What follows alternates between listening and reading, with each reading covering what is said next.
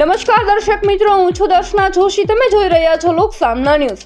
તો જોઈએ આજના સમાચાર મહેસાણાથી અમારા રિપોર્ટર સિદ્ધરાજસિંહ ઠાકોર સાથે. મહેસાણા તાલુકાના અમલિયાસણ બજાર વિસ્તારમાં આજે વહેલી સવારે એક ગંભીર આગની ઘટના સામે આવી છે. વાવાઝોડા દરમિયાન થયેલા શોર્ટ સર્કિટના કારણે આસોપાલવ એમ્પોરિયમ નામના કપડાના શોરૂમમાં અચાનક આગ લાગી હતી. આગ લાગતા જ વિસ્તારમાં અફરાતફરી મચી ગઈ હતી.